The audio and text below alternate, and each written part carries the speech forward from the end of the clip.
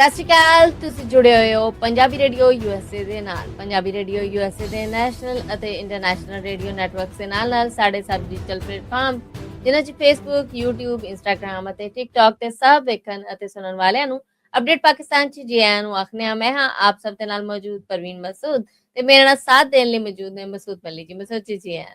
ਜੀ ਬਹੁਤ ਧੰਨਵਾਦ ਪ੍ਰਵੀਨ, ਤੁਹਾਡਾ ਵੀ, ਸਭ ਸਰੋਤਿਆਂ ਦਾ ਵੀ, ਸਭ ਦਰਸ਼ਕਾਂ ਦਾ ਵੀ ਜਿਹੜੇ ਸਾਨੂੰ ਪੰਜਾਬੀ ਰੇਡੀਓ USA ਨੈਸ਼ਨਲ ਔਰ ਇੰਟਰਨੈਸ਼ਨਲ ਰੇਡੀਓ ਨੈਟਵਰਕ ਤੇ ਸੁਣ ਰਹੇ ਨੇ ਔਰ ਜਿਹੜੇ YouTube, Facebook, Instagram ਔਰ TikTok ਤੇ ਦੇਖ ਰਹੇ ਨੇ। ਸਭ ਦੀ ਸੇਵਾ 'ਚ ਦੋਵੇਂ ਹੱਥ ਜੋੜ ਕੇ ਸਲਾਮ ਆਦਾਬ, ਸਤਿ ਸ੍ਰੀ ਅਕਾਲ।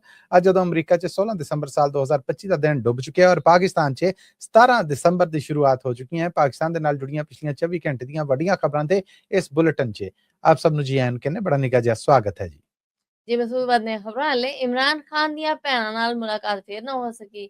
ਜੇਲ੍ਹ ਦੇ ਬਾਹਰ ਧਰਨਾ ਦੇ ਕੇ ਬੈਠੀਆਂ ਨੇ, ਪਰ ਇਮਰਾਨ ਖਾਨ ਦੀ ਜੇਲ੍ਹ ਚੋਂ ਪੁਸ਼ਅਪਸ ਕਰਦੇ ਹੋਏ ਫੋਟੋ ਸਾਹਮਣੇ ਆਈ ਹੈ। ਕੀ ਜਾਣਕਾਰੀ? ਇਹ ਪੁਸ਼ਅਪ ਤਸਵੀਰ ਹੈ ਜਿਹੜੀ ਇਹ ਤੇ ਜੀ AI ਕ੍ਰੀਏਟਡ ਹੈ ਔਰ ਇਹਦੇ ਤੇ BBC ਉਰਦੂ ਨੇ ਵੀ ਇੱਕ ਪੂਰਾ ਤਬਸਰਾ ਜਿਹੜਾ ਉਹ ਦਿੱਤਾ ਹੈ ਕਿ ਤਸਵੀਰ ਜਾਲੀ ਹੈ, ਇਹ ਤਸਵੀਰ ਹਕੀਕਤ ਨਹੀਂ ਹੈ। ਸੋ ਇਥੋਂ ਅੰਦਾਜ਼ਾ ਕਰ ਲਵੋ ਕਿ ਜੇਲ੍ਹ ਚੋਂ ਉਹ ਕੇਸ ਹੁਲੀਏ 'ਚ ਹੈ, ਕਿੱਦਾਂ ਆ, ਕੀ ਹੈ, ਕੋਈ ਹਵਾ ਨਹੀਂ ਬਾਹਰ ਆਉਣ ਦਿੱਤੀ ਜਾ ਰਹੀ। ਤਸਵੀਰ ਤੇ ਵੱਡੀ ਗੱਲ ਹੈ। ਰਿਹਾ ਇਮਰਾਨ ਖਾਨ ਦੀਆਂ ਭੈਣਾਂ ਦਾ ਮਾਮਲਾ, ਮੰਗਲ ਵਾਲਾ ਦਿਨ ਜਿਹੜਾ ਉਹ ਇਮਰਾਨ ਖਾਨ ਦੇ ਨਾਲ ਉਹਦੇ ਰਿਸ਼ਤੇਦਾਰਾਂ ਦਾ, ਭੈਣਾਂ ਦਾ, ਅਜ਼ੀਜ਼ਾਂ ਦਾ, ਬਾਕੀਆਂ ਦੀ ਮੁਲਾਕਾਤ ਦਾ ਦਿਨ ਹੁੰਦਾ ਹੈ। ਪਾਕਿਸਤਾਨੀ ਸਰਕਾਰ ਨਾ ਦੇ ਉਹਦੇ ਪੁੱਤਰਾਂ ਨੂੰ ਇੰਗਲੈਂਡ ਤੋਂ ਪਾਕਿਸਤਾਨ ਆਣ ਦੇਣ ਡਈ ਹੈ, ਨਾ ਪਿਓ ਉਹਦੇ ਨਾਲ ਮਿਲਣ ਦੇਣ ਡਈ ਹੈ। ਨਾਲ ਇਹ ਧਮਕੀਆਂ ਦਿੱਤੀਆਂ ਜਾ ਰਹੀਆਂ ਪਾਕਿਸਤਾਨ ਆਏ ਤੇ ਪਾਕਿਸਤਾਨੀ ਕਾਨੂੰਨ ਦੇ ਮੁਤਾਬਕ ਇਹਨਾਂ ਨੂੰ ਗ੍ਰਿਫਤਾਰ ਕੀਤਾ ਜਾਏਗਾ।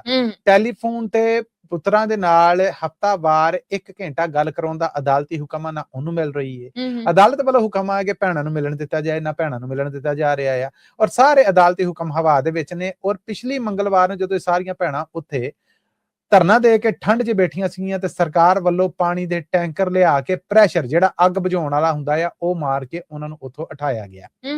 ਹੁਣ ਵੀ ਉਹ ਵਕੀਲਾਂ ਦੇ ਨਾਲ ਉੱਥੇ ਬੈਠੀਆਂ ਨੇ ਔਰ ਉਹਨਾਂ ਨੇ ਆਖਿਆ ਸਾਡਾ ਭਰਾ ਜਦੋਂ ਕੋਈ ਗੱਲ ਕਹੇਗਾ ਤੇ ਅਸੀਂ ਬਾਹਰ ਆ ਕੇ ਕਰਾਂਗੀਆਂ, ਭਾਵੇਂ ਉਹ ਸਿਆਸੀ ਬਿਆਨ ਹੋਵੇ, ਸਾਨੂੰ ਪੂਰਾ ਹੱਕ ਆ, ਸਾਨੂੰ ਬੋਲਣ ਦੀ ਆਜ਼ਾਦੀ ਹੈ। ਸੋ ਇਹ ਆਜ਼ਾਦੀ ਨੂੰ ਹੀ ਤੇ ਨੱਪਿਆ ਜਾ ਰਿਹਾ, ਇਹ ਆਜ਼ਾਦੀ ਦਾ ਹੀ ਤੇ ਗਲ ਘੁੱਟਿਆ ਜਾ ਰਿਹਾ ਆ।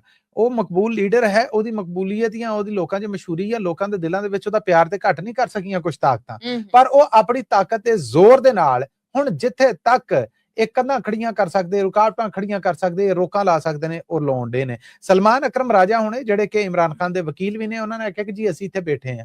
ਉਹਨਾਂ ਦੀਆਂ ਭੈਣਾਂ ਦਾ ਆਖਣਾ ਹੈ ਕਿ ਭਾਵੇਂ ਸਾਡੀ ਅੱਜ ਰਾਤ ਤੋਂ ਬਾਅਦ ਮੁਲਾਕਾਤ ਹੋਵੇ, ਅਸੀਂ ਬੈਠੀਆਂ ਹਾਂ, ਜਦੋਂ ਮੁਲਾਕਾਤ ਦਾ ਦਿਨ ਹੈ ਅਸੀਂ ਜਾਵਾਂਗੀਆਂ। ਇੱਕ ਤੋਹੀਨੇ ਅਦਾਲਤ ਦੀ ਅਰਜ਼ੀ ਦਾਇਰ ਜਿਹੜੀ ਉਹ ਕੀਤੀ ਗਈ ਹੈ ਇਸਲਾਮਾਬਾਦ ਹਾਈ ਕੋਰਟ 'ਚ ਕਿ ਸਾਡੀ ਮੁਲਾਕਾਤ ਨਹੀਂ ਕੀਤੀ ਕਰਵਾਈ ਜਾ ਰਹੀ, ਜਦਕਿ ਅਦਾਲਤੀ ਹੁਕਮ ਹੈ ਮੁਲਾਕਾਤ ਕਰਵਾਉਣ ਦਾ।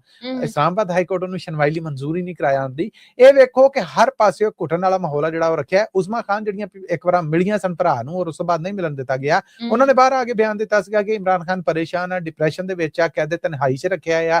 ਜੇਲ੍ਹ ਦੇ ਵਿੱਚੋਂ ਕੁਝ ਦਿਨ ਦੇ ਮੌਕੇ ਤੇ ਬਾਹਰ ਚਹਿਲ ਕਦਮੀ ਜਾਂ ਫਿਰਨ ਤੁਰਨ ਵਾਸਤੇ ਜਿਹੜਾ ਕੱਢਿਆ ਜਾਂਦਾ ਉਹ ਵੀ ਨਹੀਂ ਕੱਢਿਆ ਜਾ ਰਿਹਾ। ਪੜ੍ਹਨ ਲਈ ਕਿਤਾਬਾਂ ਨਹੀਂ ਦਿੱਤੀਆਂ ਜਾ ਰਹੀਆਂ, TV ਜੇਲ੍ਹ ਦਾ ਬੰਦ ਆ, ਜੇਲ੍ਹ ਦੇ ਵਿੱਚ ਰੇਡੀਓ ਦੀ ਸਹੂਲਤ ਆ ਜਿਹੜੀ ਨਹੀਂ ਹੈ, ਰੋਜ਼ ਦਾ ਅਖਬਾਰ ਆ ਜਿਹੜਾ ਉਹ ਪੜ੍ਹਨ ਲਈ ਨਹੀਂ ਦਿੱਤਾ ਜਾ ਰਿਹਾ। ਤੇ ਇਹ ਤੇ ਫਿਰ ਕਹਿ ਲਵੋ ਕਿ ਇੱਕ ਬੰਦੇ ਨੂੰ ਜ਼ਿਹਨੀ ਤੌਰ ਤੇ ਪਾਗਲ ਕਰਨ ਦੀਆਂ ਨੇ ਜਿਹੜੀਆਂ ਉਹ ਚਾਲਾਂ ਨੇ।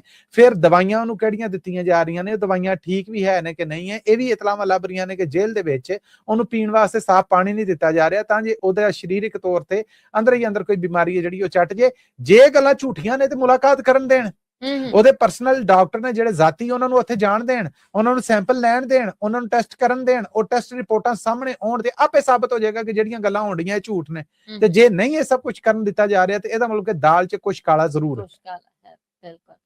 ਪ੍ਰਾਈਮ ਮਿਨਿਸਟਰ ਨੇ ਲੋਕਾਂ ਨੂੰ 에ਅਰਪੋਰਟ ਤੋਂ ਆਫਲੋਡ ਕਰਨ ਵਾਲੇ ਮਾਮਲੇ ਤੇ 14 ਬੰਦਿਆਂ ਦੀ ਕਮੇਟੀ ਬਣਾ ਦਿੱਤੀ। ਕੱਲ ਜੀ ਅਸੀਂ ਦੱਸਿਆ ਸੀਗਾ ਕਿ ਜਿਹੜੇ ਓਵਰਸੀਜ਼ ਪਾਕਿਸਤਾਨੀ ਉਹਨਾਂ ਦੇ ਮਿਨਿਸਟਰੀ ਦੇ ਮਿਨਿਸਟਰ ਨੇ ਚੌਧਰੀ ਸਾਲਕ ਹੁਸੈਨ, ਉਹਨਾਂ ਨੇ ਇਸ ਮਾਮਲੇ ਤੇ ਆਖਿਆ ਸੀਗਾ ਕਿ ਪਾਕਿਸਤਾਨੀ ਪ੍ਰਾਈਮ ਮਿਨਿਸਟਰ ਨੇ ਨੋਟਿਸ ਲਿਆ ਹੈ, ਕਮੇਟੀ ਬਣਾਉਣ ਜਾ ਰਹੇ, ਇਸੇ ਹਫ਼ਤੇ ਬਣ ਜਾਏਗੀ, ਜਨਵਰੀ ਦੇ ਅਖੀਰ ਤੱਕ ਸਿਫਾਰਿਸ਼ਾਂ ਦੇਗੀ।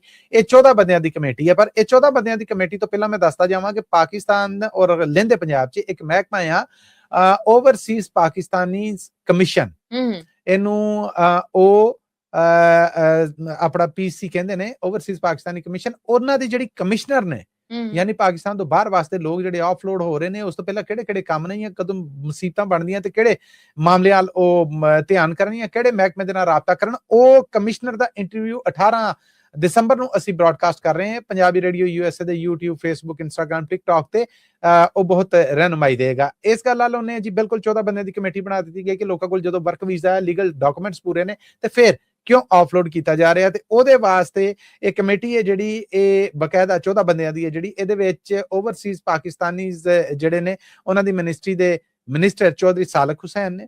ਫਿਰ ਇਸ ਤੋਂ ਅੱਡ ਇਸੇ ਕਮੇਟੀ ਦੇ ਵਿੱਚ ਇਨਫੋਰਮੇਸ਼ਨ ਟੈਕਨੋਲੋਜੀ ਦੀ ਜਿਹੜੀ ਫੈਡਰਲ ਮਿਨਿਸਟਰ ਨੇ ਉਹ ਨੇ, ਓਵਰਸੀਜ਼ ਪਾਕਿਸਤਾਨੀਜ਼ ਦੇ ਜਿਹੜੇ ਓਵਰਸੀਜ਼ ਸੈਕਟਰੀ ਨੇ ਉਹ ਨੇ, ਸੈਕਟਰੀ ਇਨਫੋਰਮੇਸ਼ਨ ਟੈਕਨੋਲੋਜੀ ਨੇ, ਡਿਜੀਟਲ ਅਥਾਰਟੀ ਦੇ ਚੇਅਰਮੈਨ ਨੇ, additional secretary interior federal interior ministry ਜਿਹੜੀ ਉਹ ਨੇ, ਨੈਸ਼ਨਲ ਇਨਫੋਰਮੇਸ਼ਨ ਟੈਕਨੋਲੋਜੀ ਬੋਰਡ ਦੇ ਜਿਹੜੇ ਕਹਿ ਲਓ ਕੰਟਰੀ ਆਪਰੇਸ਼ਨਲ ਆਫਿਸਰ ਜਾਂ ਚੀਫ ਆਪਰੇਸ਼ਨ ਆਫਿਸਰ ਨੇ ਉਹ ਨੇ। ਔਰ ਇਹ ਬਕਾਇਦਾ FIA ਦੀ ਏਜੰਸੀ ਹੈ ਜਿਹੜੀ ਉਹਦੇ ਤੇ ਲੱਗੇ ਇਲਜ਼ਾਮ ਨੇ ਜਿਹੜੇ ਉਹਨਾਂ ਦੇ ਉੱਤੇ ਇਹ ਮਾਮਲੇ ਨੇ ਜਿਹੜੇ ਇਹਨਾਂ ਦਾ ਜਾਇਜ਼ਾ ਲੈਣਗੇ। ਮੈਂ ਤੇ ਇਹ ਸਮਝਦਾ ਇਸ ਤੇ ਚਲੋ ਖਬਰ ਹੈ ਸੀਗੀ, ਆਮ ਬੰਦਾ ਪਤਾ ਕੀ ਸਮਝਦਾ ਕਿ ਇੱਕ ਮਿਨਿਸਟਰ ਆ ਜਿਹੜਾ ਇਸ ਵੇਲੇ ਪ੍ਰਾਈਮ ਮਿਨਿਸਟਰ ਤੋਂ ਵੀ ਤਗੜਾ ਹੋਇਆ ਪਿਆ ਔਰ ਜਿਹਨੂੰ ਕਹਿੰਦਾ ਟਕਾ ਕੇ ਆਪਣੇ ਮਰਤਬੇ ਨੂੰ ਵਰਤਣ ਡਿਆ ਔਰ ਆਪਣੇ ਮੁਤਹਿਦ ਮਹਿਕਮੇ ਨੂੰ ਵਰਤਣ ਡਿਆ। ਕਿਉਂ?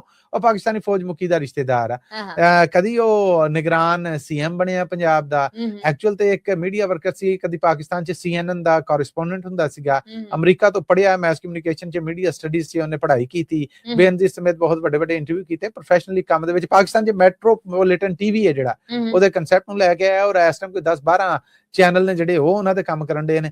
ਫਿਰ ਉਹ ਕ੍ਰਿਕਟ ਬੋਰਡ ਦੇ ਚੇਅਰਮੈਨ ਬਣੇ ਜੀ। ਹੁਣ ਇਹ ਨਿਸ਼ਾਨੀਆਂ ਤੁਹਾਨੂੰ ਪਤਾ ਤੇ ਲੱਗ ਗਿਆ ਹੋਏਗਾ ਕਿ ਮੈਂ ਗੱਲ ਕਿਹਨਾਂ ਦੀ ਕਰਨ ਦੇ ਆ। ਕਹਿਣ ਦੇ ਨੇ ਕਿ ਉਹ ਮਿਨਿਸਟਰ ਸ਼ਬਾਜ਼ ਸ਼ਰੀਫ ਦੀ ਵੀ ਨਹੀਂ ਚੱਲਣ ਦੇਣ ਡਿਆ ਤੇ ਨਾ ਉਹਨਾਂ ਦੇ ਕਿਸੇ ਹੋਰ ਵਜ਼ੀਰ ਦੀ ਚੱਲਣ ਦੇਣ ਡਿਆ। ਮੇਰੀ ਮੁਰਾਦ ਮੋਹਸਨ ਨਕਵੀ ਹੋਣਾ ਤੋਂ ਆ ਕਿ ਉਹਨਾਂ ਨੇ ਇਹ ਦੱਬ ਕੇ ਰੱਖਿਆ, ਆਫਲੋਡ ਕਰਨ ਦਾ ਕੰਮ ਉਹਨਾਂ ਦਾ ਮਹਿਕਮਾ ਕਰਨ ਡਿਆ ਤੇ ਬਾਕੀ ਮਾਮਲੇ ਨੇ ਜਿਹੜੇ ਉਹ ਵੇਖੋ ਵਕਤ ਦੇ ਨਾਲ ਕੀ ਬਣਦੇ ਨੇ। ਔਰ ਰੱਬ ਕਰੇ ਕਿ ਇਹ ਕਮੇਟੀ ਹੈ ਜਿਹੜੀ ਇਹਦੇ ਫੈਸਲਿਆਂ ਦੇ ਉੱਤੇ ਕੋਈ ਇੰਪਲੀਮੈਂਟੇਸ਼ਨ ਜਾਂ ਅਮਲ ਹੋ ਸਕੇ।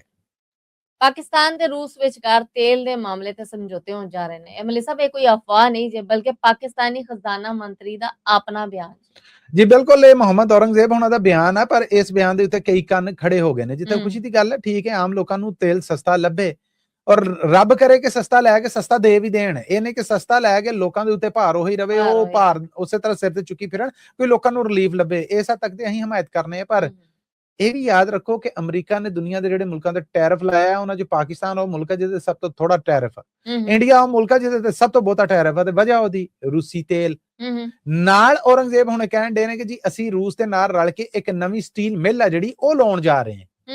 ਅੱਛਾ, ਹੁਣ ਇਹ ਸਭ ਕੁਝ ਜਦੋਂ ਹੋਏਗਾ ਤੇ ਜ਼ਾਹਿਰ ਹੈ ਕਿ ਅਮਰੀਕਾ ਬਹਾਦਰ ਨੂੰ ਇਹ ਠੰਡਾ ਨਹੀਂ ਨਿਕਲੇਗਾ। ਉਦੋਂ ਜਦੋਂ ਉਹ ਪਾਕਿਸਤਾਨ 'ਚ ਬਹੁਤ ਵੱਡੀ ਇਨਵੈਸਟਮੈਂਟ ਕਰ ਰਿਹਾ, ਜਿਹਨੂੰ ਪਾਕਿਸਤਾਨ ਦੀ ਹਿਸਟਰੀ ਦੀ ਸਭ ਤੋਂ ਵੱਡੀ ਮਿਨਰਲਸ ਔਰ ਮਾਈਨਸ ਇਨਵੈਸਟਮੈਂਟ ਕਿਹਾ ਜਾ ਰਿਹਾ ਆ। ਇਸ ਮਾਮਲੇ ਨੂੰ ਹੁਣ ਕਿੱਦਾਂ ਵੇਖਿਆ ਜਾਂਦਾ ਹੈ, ਸਮਝੌਤਾ ਹੁੰਦਾ ਆ, ਕਿੱਦਾਂ ਸਿਰੇ ਚੜਦਾ, ਅਮਰੀਕਾ ਦਾ ਕੀ ਇਤਰਾਜ਼ ਆਉਂਦਾ ਹੈ, ਇਹ ਆਉਣ ਵਾਲੇ ਵੇਲੇ ਦੇ ਵਿੱਚ ਪਤਾ ਲੱਗੇਗਾ। ਪਰ ਇੱਕ ਫੈਡਰਲ ਮਿਨਿਸਟਰ ਦਾ ਇਹ ਬਿਆਨ ਪਾਕਿਸਤਾਨ ਵੱਲੋਂ ਸਰਕਾਰੀ ਤਸਦੀਕ ਹੈ ਜੀ। ਰਿਟਾਇਰਡ ਚੀਫ ਜਸਟਿਸ ਫਾਇਜ਼ ਈਸਾ ਦੇ ਖਿਲਾਫ ਤਕਰੀਰਾਂ ਕਰਨ ਤੇ ਉਹਨਾਂ ਨੂੰ ਮਾਰਨ ਵਾਸਤੇ ਲੋਕਾਂ ਨੂੰ ਵਰਗਲਾਉਣ ਤੇ ਤਹਿਰੀਕੇ ਪਾਕਿਸਤਾਨ ਦੇ ਧਾਰਮਿਕ ਲੀਡਰ ਨੂੰ 35 ਸਾਲ ਕੈਦ ਸਜ਼ਾ ਹੋ ਗਈ ਜੀ। ਇਹ ਤਹਿਰੀਕੇ ਲਬੈਕ ਪਾਕਿਸਤਾਨ ਦੇ ਜਿਹੜੇ ਧਾਰਮਿਕ ਲੀਡਰ ਨੇ ਉਹ ਨੇ, ਔਰ ਨਾਂ ਆ ਇਹਨਾਂ ਦਾ ਜ਼ਹੀਰੁਲ ਹਕ ਹਸਨ ਸ਼ਾਹ। ਇਹ ਡਿਪਟੀ ਚੀਫ ਨੇ ਜੀ ਤਹਿਰੀਕੇ ਲਬੈਕ ਪਾਕਿਸਤਾਨ ਦੀ, ਜਿਹਦੇ ਤੇ ਪਾਬੰਦੀ ਲੱਗ ਚੁੱਕੀ ਹੈ ਨਾ ਸਿਰਫ ਪੰਜਾਬ 'ਚ ਬਲਕਿ ਪੂਰੇ ਪਾਕਿਸਤਾਨ 'ਚ। ਧਾਰਮਿਕ ਸਿਆਸੀ ਪਾਰਟੀ ਸੀਗੀ, ਮੌਲਾਨਾ ਸਾਦ ਰਿਜ਼ਵੀ ਨੇ ਜਿਹੜੇ ਉਹ ਹੁਣ ਇਹਨਾਂ ਦੇ ਪ੍ਰਧਾਨ ਨੇ ਤੇ ਉਹਨਾਂ ਦੇ ਪਿਓ ਵੀ ਸਨ। ਇਹ ਜੀ ਤਕਰੀਰ ਹੈ ਜਿਹੜੀ ਇਹ ਸਾਹਮਣੇ ਆਈ ਜਦੋਂ ਇਹਨਾਂ ਨੇ ਉਦੋਂ ਦੇ chief justice of Pakistan Faez Isa ਹੋਣੇ, ਜਿਹੜੇ ਕਿ ਨਵਾਜ਼ ਸ਼ਰੀਫ ਸ਼ਬਾਜ਼ ਸ਼ਰੀਫ ਉਹਨਾਂ ਦੇ ਬੜੇ ਹਾਮੀ ਸਨ। ਰਿਟਾਇਰਮੈਂਟ ਤੋਂ ਬਾਅਦ ਲੋਕੀ ਉਹਨਾਂ ਦੇ ਮਗਰ ਵੀ ਲੱਗੇ, ਲੰਦਨ ਗਏ ਤੇ ਉੱਥੇ ਉਹਨਾਂ ਦੇ ਖਿਲਾਫ ਜਲੂਸ ਨਿਕਲੇ, ਹੋਟਲਾਂ ਦੇ ਵਿੱਚ ਜ਼ਲੀਲ ਕੀਤਾ ਗਿਆ। ਰਿਟਾਇਰਮੈਂਟ ਤੋਂ ਬਾਅਦ ਇਸਲਾਮਾਬਾਦ 'ਚ ਇੱਕ ਬੇਕਰੀ ਵਰਕਰ ਆ ਜਿਹੜਾ ਉਹਨੇ ਉਹਨਾਂ ਤੇ ਲਾਹਨਤਾਂ ਜਿਹੜੀਆਂ ਉਹ ਭੇਜੀਆਂ, ਵੀਡੀਓ ਵਾਇਰਲ ਹੋਈ। ਮਤਲਬ ਕਿ ਇਹੋ ਹੀ ਬੰਦੇ ਨੇ ਇਨਸਾਫ ਕੀਤੇ ਹੋਣ ਤੇ ਜੱਗ ਗੀਤ ਗਾਉਂਦਾ ਆ। ਜ਼ਬਾਨੇ ਖਲਕ ਨਕਾਰਾ ਖੁਦਾ ਹੁੰਦੀ ਹੈ ਤੇ ਜੇ ਲੋਕ ਬੁਰਾ ਬੋਲ ਰਹੇ ਨੇ ਤੇ ਇਹਦਾ ਮਤਲਬ ਕਿ ਅਵਾਮੀ ਤਰਜਮਾਨੀ ਦੇ ਖਿਲਾਫ ਫੈਸਲੇ ਹੋਏ। ਸੋ ਇਹਨਾਂ ਨੇ ਵੀ ਤਕਰੀਰ ਕਰਦੇ ਆਖਿਆ ਕਿ ਇਹਨੂੰ ਜੇ ਕੋਈ ਬੰਦਾ ਕਤਲ ਕਰ ਦੇਗਾ ਤੇ ਉਹ ਕਤਲ ਨਹੀਂ ਹੈ, ਉਹ ਲੋਕਾਂ ਦੀ ਬੁਰਾਈ ਤੋਂ ਜਾਨ ਛੁਡਾਉਣ ਦੇ ਬਰਾਬਰ ਆ। ਨਾਲ ਲਲਕਾਰਿਆ। ਉਦੋਂ ਸਾਦ ਰਿਜ਼ਵੀ ਵੀ ਜੀਂਦੇ ਸਨ।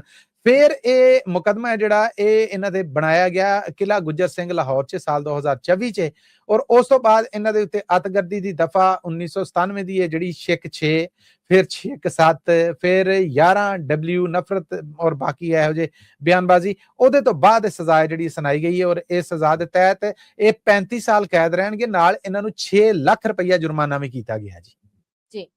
ਲਾਹੌਰ ਦੇ ਇੱਕ DSP ਦੀ ਘਰਵਾਲੀ ਤੇ ਉਹਦੀ ਧੀ ਕਤਲ ਹੋਈ ਸੀ ਤੇ ਕਤਲ ਮੌਕੇ ਉਹ ਆਪ ਡਿਊਟੀ ਤੇ ਸੀ, ਪਰ ਹੁਣ ਪਤਾ ਲੱਗਾ ਕਿ ਕਾਤਲ ਵੀ ਉਹ ਆਪ ਹੀ ਹੈ। ਕੀ ਮਾਮਲਾ ਹੈ? ਮਾਮਲਾ ਇਹ ਹੈ ਕਿ ਜੀ ਦੂਜਾ ਵਿਆਹ ਕੀਤਾ ਸੀਗਾ, ਉਹ ਖਾਨਦਾਨ 'ਚ ਹੀ ਸੀਗਾ, ਮਾਂ ਸੀਗੀ, ਨਾਲ ਜਵਾਨ ਧੀ ਸੀਗੀ, 25-27 ਸਾਲ ਦੀ ਸੀਗੀ। ਲੜਾਈ ਅਕਸਰ ਹੁੰਦੀ ਰਹਿੰਦੀ ਸੀ। ਇਸ ਦੂਜੇ ਵਿਆਹ ਤੋਂ ਬਾਅਦ ਇੱਕ ਦਿਨ ਘਰ ਗਿਆ, ਨਾਲ ਡਿਊਟੀ ਕਰਕੇ ਵੇਖਿਆ ਕਿ ਬੂਹੇ ਤੇ ਜੰਦਰਾ ਜਿਹੜਾ ਉਹ ਆਪਣੇ ਨਾਲ ਦੇ ਜਿਹੜੇ ਮੁਲਾਜ਼ਮ ਸਨ ਉਹਨਾਂ ਦੇ ਨਾਲ ਰਲ ਕੇ ਖੋਲਿਆ, ਤੋੜਿਆ, ਅੰਦਰ ਕੋਈ ਵੀ ਨਹੀਂ। 2-3 ਦਿਨ ਬਾਅਦ ਫਿਰ ਅਗਵਾ ਦਾ ਮੁਕੱਦਮਾ ਜਿਹੜਾ ਉਹ ਦਰਜ ਕਰਵਾਇਆ। ਅਗਵਾ ਦੇ ਮੁਕੱਦਮੇ ਤੋਂ ਬਾਅਦ ਪੁੱਛ ਪਰਤੀਤ ਹੋਈ, ਫਿਰ ਫਰਾਂਸਿਕ ਨੇ ਜਿਹੜੇ ਟੈਸਟ ਉਹ ਲੈ ਗਏ, ਕੋਈ ਸੁਰ ਪੈਰ ਲੱਭੇ ਨਾ। ਮਾਵਾਂ ਧੀਆਂ ਦੇ ਮੋਬਾਈਲ ਫੋਨ ਨੇ ਜਿਹੜੇ ਉਹਨਾਂ ਦੀਆਂ ਲੋਕੇਸ਼ਨਾਂ ਵੇਖੀਆਂ ਗਈਆਂ, ਲੋਕੇਸ਼ਨਾਂ ਤੋਂ ਬਾਅਦ ਇਹ ਵੇਖਿਆ ਗਿਆ ਕਿੱਥੇ ਗਈਆਂ।